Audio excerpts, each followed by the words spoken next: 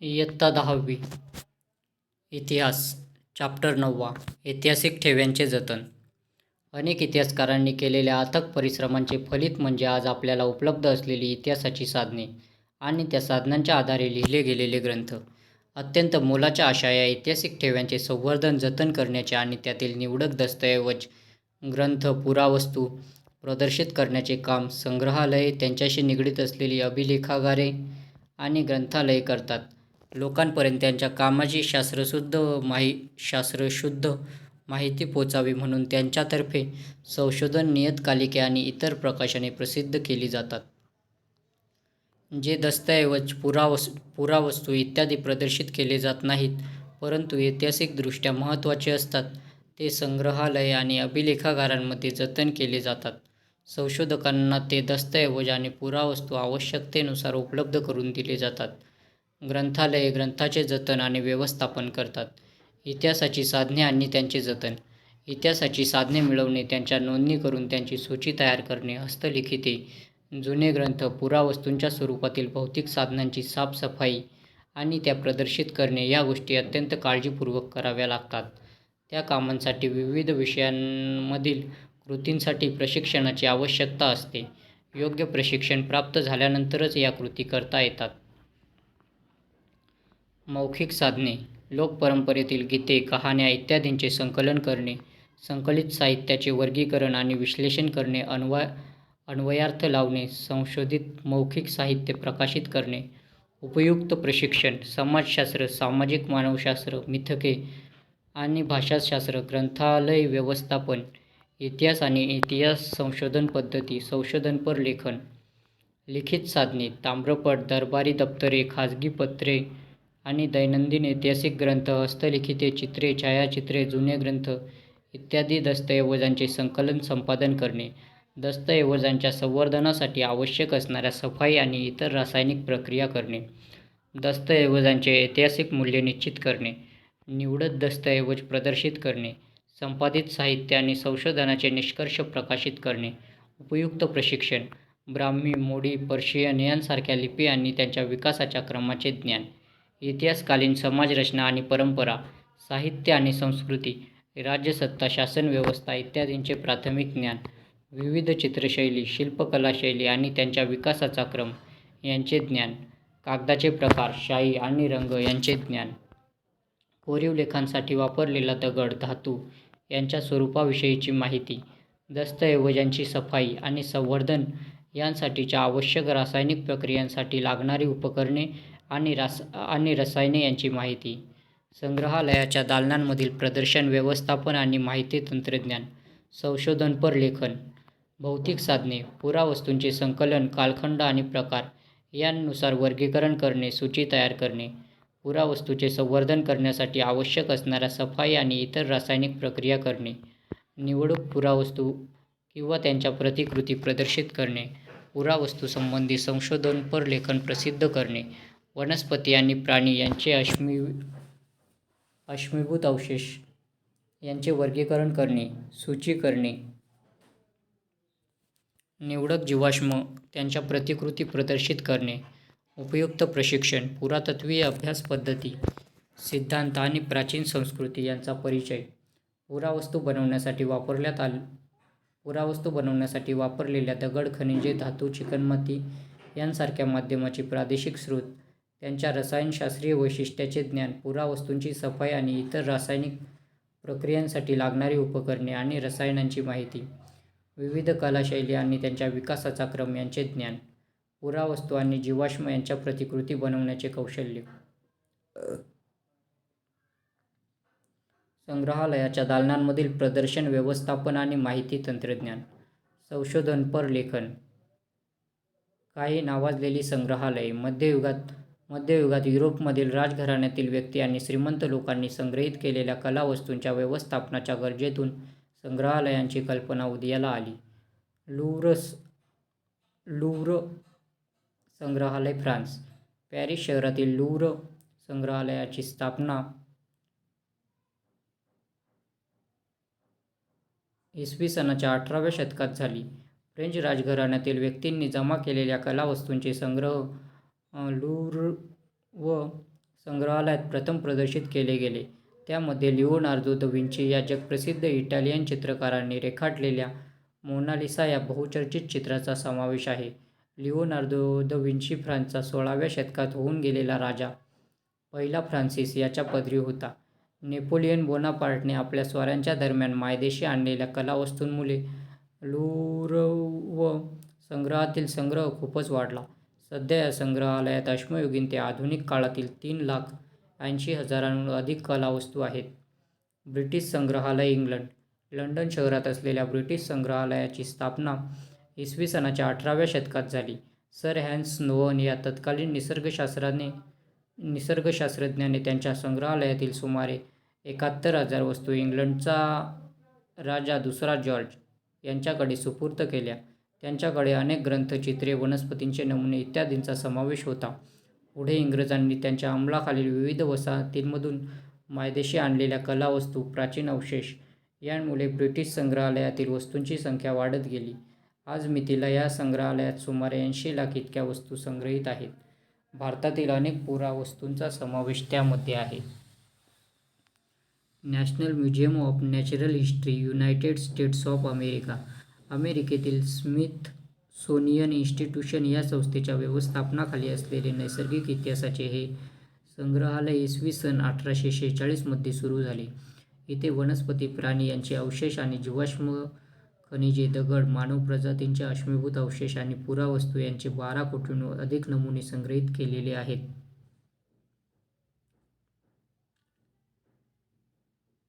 भारतातील संग्रहालय. कोलकाता येथील प्राचीन संग्रहालय हे भारतातील पहिले संग्रहालय एशियाटिक सोसायटी ऑफ बेंगॉल या संस्थेमार्फत इसवी सन 1814 मध्ये स्थापन झाले. चेन्नई येथील इसवी सन 1851 मध्ये सुरू झालेले गव्हर्नमेंट म्युझियम हे भारतातील दुसरे संग्रहालय. इसवी सन 1949 मध्ये दिल्लीतील राष्ट्रीय वस्तू संग्रहालयाची स्थापना झाली. आज मितीला भारतातील विविध राज्यांमध्ये अनेक संग्रहालये आहेत. बहुतेक मोठ्या संग्रहालयांची स्वतःची अभिलेखागारे आणि ग्रंथालये असतात. काही संग्रहालये विद्यापीठांशी संलग्न असतात. अशा संग्रहालयांतर्फे संग्रहालयशास्त्र या विषयाचे विविध अभ्यासक्रम शिकवले जातात. संग्रहालयशास्त्रातील पदवी आणि पदविका अभ्यासक्रम उपलब्ध करून देणाऱ्या भारतातील काही प्रमुख संस्था आणि विद्यापीठे. राष्ट्रीय वस्तू संग्रहालय दिल्ली, महाराज सयाजीराव विद्यापीठ वडोदरा, कोलकाता विद्यापीठ कोलकाता, बनारस हिंदू विद्यापीठ वाराणसी, अलीगढ मुस्लिम युनिव्हर्सिटी अलीगढ, जिवाजी विद्यापीठ ग्वालियर. छत्रपती शिवाजी महाराज वस्तू संग्रहालय मुंबई. इसवी सन 1904 साली मुंबईतील काही प्रतिष्ठित नागरिकांनी एकत्र येऊन प्रिन्स ऑफ वेल्सच्या भारत भेटीच्या स्मरणार्थ एक वस्तू संग्रहालय उभारण्याचा निर्णय घेतला. इसवी सन 1905 च्या नोव्हेंबर महिन्यात या संग्रहालयाच्या इमारतींची पायाभरणी झाली आणि संग्रहालयाचे नाव prince of wales museum of western India असे निश्चित करण्यात आले. इसवी सन 1998 मध्ये संग्रहालयाचे नाव बदलून छत्रपती शिवाजी महाराज वस्तू संग्रहालय असे ठेवण्यात आले. संग्रहालयाची वास्तू इंडो-गोथिक शैलीत बांधलेली आहे. तिला मुंबई शहरातील पहिल्या प्रतीची सांस्कृतिक वारसा इमारत असा दर्जा देण्यात आलेला आहे. संग्रहालयात कला, पुरातत्व आणि निसर्गाचा इतिहास अशा 3 वर्गात विभागलेल्या सुमारे 50,000 पुरावस्तू संग्रहित केलेल्या आहेत. ग्रंथालय आणि अभिलेखागार. ग्रंथालये ही ज्ञानाची आणि माहितीची भांडारघरे असतात. ग्रंथालयशास्त्राचा व्यवस्थापनशास्त्र, माहिती तंत्रज्ञान, शिक्षणशास्त्र यांसारख्या विषयांशी निकटचा संबंध आहे. ग्रंथांचे संकलन, त्यांचे पद्धतशीर आयोजन, जतन आणि संवर्धन, माहितीच्या स्रोतांचे प्रसारण अशी महत्त्वाची कामे ग्रंथालयामार्फत पार पाडली जातात. यातील बहुतेक कामे अद्ययावत संगणकीय प्रणालीच्या आधारे केली जातात. वाचकांना आवश्यकतेनुसार हवे तेव्हा नेमके ग्रंथ उपलब्ध करून देणे या गोष्टीला ग्रंथालय व्यवस्थापनात अत्यंत महत्त्व आहे. तक्षशिला विद्यापीठ येथील ग्रंथालय सुमारे 5वे शतक ते मेसोपोटेमियातील असेरियन साम्राज्याचा सम्राट अशुरबानिपाल यांचे ग्रंथालय आणि इजिप्तमधील अलेक्झांड्रिया येथील ग्रंथालय ही जगातील सर्वात प्राचीन ग्रंथालये होती असे समजले जाते. तामिळनाडूतील तंजावर येथील सरस्वती महाल ग्रंथालय हे इसवी सनाच्या 17व्या शतकातील नायक राजांच्या काळात बांधले गेले. इसवी सन 1665 मध्ये व्यंकोजी राजे भोसले यांनी तंजावर जिंकून घेतले आणि स्वतःचे स्वतंत्र राज्य स्थापन केले. व्यंकोजी राजे भोसले आणि त्यांच्या वंशजांनी सरस्वती महाल ग्रंथालय अधिकाधिक समृद्ध केले. त्यामध्ये सरफोजी राजे भोसले यांचा महत्त्वाचा वाटा होता. त्यांच्या सन्मानार्थ इसवी सन 1918 मध्ये या ग्रंथालयाला त्यांचे नाव देण्यात आले. या ग्रंथालयाच्या संग्रहात सुमारे 49,000 ग्रंथ आहेत.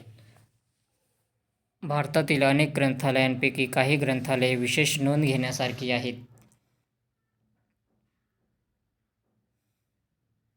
त्यांमध्ये कोलकाता येथील नॅशनल लायब्ररी, दिल्ली येथील Nehru memorial museum and library, Hyderabad येथील स्टेट सेंट्रल लायब्ररी, मुंबई येथील लायब्ररी ऑफ एशियाटिक सोसायटी आणि डेव्हिड ससून लायब्ररी इत्यादी ग्रंथालयांचा समावेश होतो. अभिलेखागारांचे व्यवस्थापन हे तांत्रिकदृष्ट्या ग्रंथालय व्यवस्थापनाचेच एक अंग असते. महत्त्वाच्या नोंदी असलेली कागदपत्रे, त्यांमध्ये कोणताही बदल न करता सुरक्षित ठेवणे, त्यांच्या सूची तयार करणे आणि ती हवी तेव्हा उपलब्ध करून देणे ही कामे अभिलेखागाराच्या व्यवस्थापनात महत्त्वाची असतात. त्यामुळे ही कागदपत्रे ऐतिहासिकदृष्ट्या अत्यंत विश्वासार्ह मानली जातात. संगणकीय प्रणालींच्या उपयोगामुळे ग्रंथालय आणि अभिलेखागार यांचे आधुनिक काळातील व्यवस्थापन अपरिहार्यपणे माहिती तंत्रज्ञानाशी जोडले गेले आहे. भारतातील पहिले सरकारी अभिलेखागार इसवी सन 1891 मध्ये इम्पिरियल रेकॉर्ड डिपार्टमेंट या नावाने कोलकाता येथे स्थापन झाले. इसवी सन 1911 मध्ये ते दिल्लीमध्येच आणले गेले. इसवी सन 1998 मध्ये भारताचे तत्कालीन राष्ट्रपती के.आर. नारायणन यांनी राष्ट्रीय अभिलेखागार म्हणून ते जनतेसाठी खुले करण्यात आल्याचे जाहीर केले. ते भारत सरकारच्या सांस्कृतिक मंत्रालयाच्या अंतर्गत असलेले एक खाते आहे. इसवी सन 1788 पासूनची कागदपत्रे येथे क्रमवार लावून ठेवलेली आहेत. त्यामध्ये इंग्रजी, अरेबी, हिंदी, फारसी, संस्कृत, उर्दू या भाषा आणि मोडी लिपीतील नोंदींचा समावेश आहे.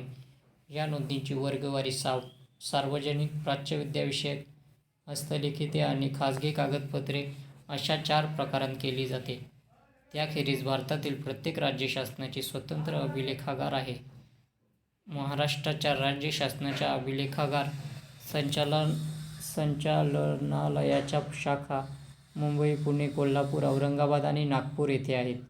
पुणे अभिलेखागारात मराठ्यांच्या इतिहासाशी संबंधित सुमारे 5 कोटी मोडी लिपीतील कागदपत्रे आहेत. त्याला पेशवे दप्तर असे म्हणतात. कोश वाङ्मय. कोश म्हणजे शब्दांचा, विविध माहितीचा व ज्ञानाचा केलेला पद्धतशीर संग्रह. विविध ज्ञानाचे विशिष्ट पद्धतीने केलेले संकलन आणि मांडणी म्हणजे कोश. उपलब्ध ज्ञानाचे व्यवस्थापन आणि सुलभ रीतीने त्याच्या उपलब्धतेची सोय हे त्याचे उद्दिष्ट होय.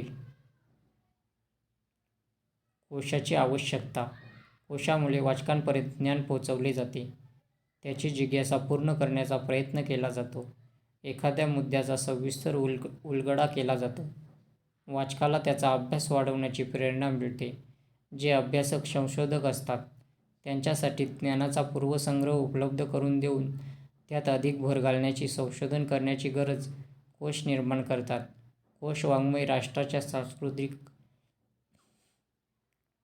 अर्थव्यवस्थेचे प्रतीक असून समाजाची बौद्धिक वा सांस्कृतिक गरज ज्या ज्या प्रकारची असेल त्या त्या प्रकारच्या कोश वाङ्मयाची निर्मिती त्या त्या समाजात होते. कोशातील माहितीच्या मांडणीकरता अचूकपणा, नेमकेपणा, वस्तुनिष्ठता, बांधवीपणा आणि अद्ययावत या गोष्टी आवश्यक असतात. अद्ययावतता राखण्यासाठी ठराविक काळाने कोशांच्या सुधारित आवृत्त्या किंवा पुरवण्या काढाव्या लागतात. कोश रचना करताना आकारविल्हे आणि विषयावर अशा 2 पद्धती ढोबळमानाने वापरतात. हे करत असताना वाचकाची सोय आणि माहिती शोधण्याची सोय या गोष्टी लक्षात घ्याव्या लागतात. कोशाच्या शेवटी सूची दिलेली असेल तर वाचकाची उत्तम सोय होते. वरील प्रकारची कोशरचना एखादी व्यक्ती किंवा संपादक मंडळ करू शकते. कोश वाङ्मयातील लेखन करत असताना विविध विषयांमधील तज्ज्ञांची गरज भासते. कोशाचे प्रकार. कोशाचे सर्वसाधारणपणे 4 विभागात वर्गीकरण करता येते. शब्दकोश, विश्वकोश, कोशसदृश वाङ्मय, सूचिवाङ्मय. शब्दकोश यात शब्दांचा संग्रह, शब्दांचा अर्थ, प्रतिशब्द, पर्यायी शब्द, शब्दांची व्युत्पत्ती दिलेली असते. शब्दकोशांचे महत्त्वाचे प्रकार म्हणजे सर्वसंग्राहक, विशिष्ट शब्दकोश, परिभाषाकोश, व्युत्पत्तिकोश, समानार्थी किंवा विरुद्धार्थी शब्दकोश, म्हणी, वाक्प्रचार संग्रह कोश इत्यादी. विश्वकोश. विश्वकोशाचे 2 भाग पडतात. सर्वसंग्राहक ब्रिटानिका, महाराष्ट्रातील ज्ञानकोश, मराठी विश्वकोश. विशिष्ट विषयपर कोश हे एखाद्या विषयाला वाहून घेतलेले कोश असतात. उदाहरणार्थ भारतीय संस्कृती कोश, व्यायाम ज्ञानकोश इत्यादी. कोशसदृश वाङ्मय यात एखाद्या विषयाची समग्र मांडणी केलेली असते. यामध्ये एखाद्या विशिष्ट विषयावर तज्ज्ञांकडून लेख लिहून घेऊन ग्रंथनिर्मिती करतात. उदाहरणार्थ महाराष्ट्र जीवन खंड 1, 2, शहर पुणे खंड 1, 2, इयरबुक. सूचिवाङ्मय ग्रंथाच्या अखेरीस दिलेली त्या ग्रंथातील व्यक्ती, विशेष, विषय, स्थळे व ग्रंथ यांची यादी, शब्द यांच्या याद्यांना सूची म्हणतात. सूची सहसा आकारविल्हे असते. ती त्या ग्रंथाच्या वाचनास मदत करणारी असते. उदाहरणार्थ मराठी नियतकालिकांची दाते यांनी प्रसिद्ध केलेली सूची.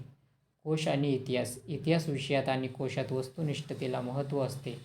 हा या दोघांमधला समान धागा आहे. प्रत्येक राष्ट्रातील, प्रत्येक भाषेतील विश्वकोश वेगळे असतात, कारण त्यांचे प्राधान्यक्रम वेगळे असतात. स्वराष्ट्राची ध्येय, धोरणे, जीवनमूल्ये, आदर्श यांचा प्रभाव कोशावर पडतो. तत्त्वज्ञान आणि परंपरा यांचाही प्रभाव कोशावर पडतो. राष्ट्रीय अस्मिता जागी करण्याचा प्रयत्न कोशांद्वारे करता येतो.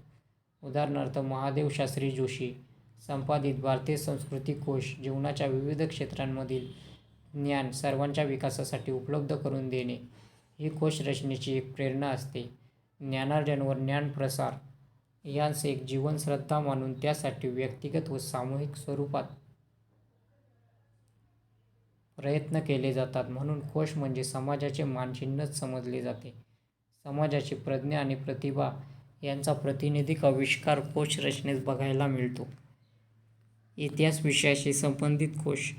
इतिहास या विषयातील कोश परंपरा समृद्ध आहे. रघुनाथ भास्कर गोडबोले यांचा भारतवर्षीय प्राचीन ऐतिहासिक कोश हा आद्यकोश होय. भारतवर्षीय प्राचीन ऐतिहासिक कोशात प्राचीन काळातील भारतीय व्यक्ती आणि स्थळे यांचा अंतर्भाव आहे. या कोशात भारतवर्षात पूर्वी आपणामध्ये जे जे प्रख्यात लोक होऊन गेले त्यांच्या स्त्रिया, त्यांचे पुत्र, त्यांचा धर्म, त्यांचे देश व राजधान्या तसेच त्या देशातील नद्या व पर्वत इत्यादिकांसहित जो इतिहास यात दिला आहे. श्रीधर व्यंकटेश केतकर यांचे महाराष्ट्रीय ज्ञानकोशाचे 23 खंड आहेत. मराठी माणसांना बहुश्रुत करावे, त्यांच्या ज्ञानाची कक्षा विस्तारावी, त्यांच्या विचारांचे क्षेत्र अधिक व्यापक व्हावे आणि जगातील प्रगत लोकांच्या बरोबरीने त्यांनी प्रगल्भ व्हावे, ही केतकरांची ज्ञानकोश रचनेमागील भूमिका होती. या खंडामधून त्यांनी व्यापक इतिहासाची मांडणी केली आहे. यापुढचा महत्त्वाचा कोश म्हणजे भारतवर्षीय चरित्रकोश होय.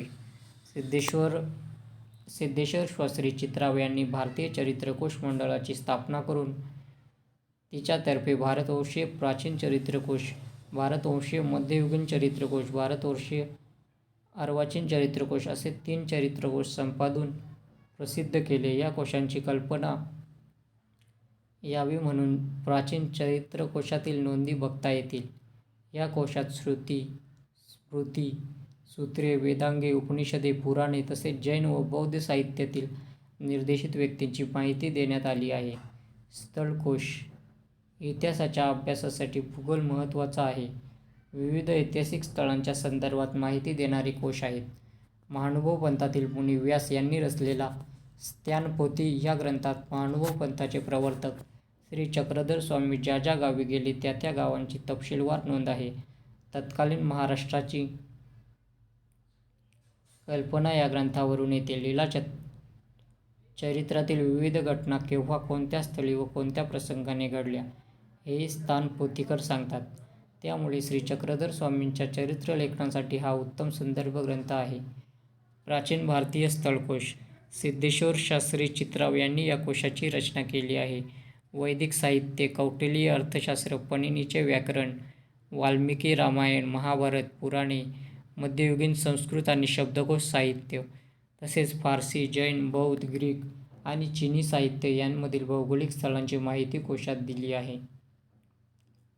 विश्वकोश महाराष्ट्र राज्याचे पहिले मुख्यमंत्री यशवंतराव चव्हाण यांनी मराठी भाषा व साहित्य यांच्या अभिवृद्धीसाठी महाराष्ट्र राज्य साहित्य संस्कृती मंडळाच्या वतीने मराठी विश्वकोश निर्मितीस चालना दिली. तर्कतीर्थ लक्ष्मणशास्त्री जोशी यांच्या नेतृत्वाखाली विश्वकोश निर्मिती सुरू झाली. जगभरातील ज्ञान सार रूपाने या कोशांमध्ये आणले आहे. इतिहास विषयाशी निगडीत असणाऱ्या महत्त्वाच्या नोंदी यात आहेत. भारतीय संस्कृती कोश महादेवशास्त्री जोशी यांच्या संपादकत्वाखाली भारतीय संस्कृती कोशाचे 10 खंड तयार करण्यात आले. या कोशांमध्ये आसेतू, हिमाचल असा भारताचा इतिहास, भूगोल, भिन्न भाषक लोक, त्यांनी घडवलेला इतिहास, सण, उत्सव, सांस्कृतिक बाबी यांची दखल घेण्यात आली आहे. संज्ञाकोश इतिहासातील संज्ञा वेगळ्या काढून त्या समजावून सांगणारे कोश इतिहासात तयार करतात. अभ्यासकांनाच त्यांचा उपयोग होतो. इतिहास विषयाच्या अभ्यासकांना कोश रचनेच्या कामात भरपूर संधी उपलब्ध आहेत. कोणत्याही विषयावरचा कोश असो त्याला इतिहासाची जोड देणे आवश्यक असते. प्रत्येक विषयाला इतिहास असतो. इतिहासाचे अभ्यासक कोशांच्या अभ्यासातून घटनाकोश, दिनविशेष, व्यक्तिकोश, संज्ञाकोश, स्थूलकोश इत्यादी कोश तयार करण्यात सहभागी होऊ शकतात. या पाठ्यपुस्तकाच्या अभ्यासानंतर तुमच्या हे लक्षात आले असेल की इतिहास या विषयात प्रावीण्य संपादन केले तर अनेक क्षेत्रांमधील व्यवसायाच्या संधी उपलब्ध होऊ शकतात. या पाठ्यपुस्तकात दिलेल्या माहितीचा उपयोग करून तुम्हाला तुमच्या आवडीप्रमाणे भविष्यातील कार्यक्षेत्र निवडता येईल.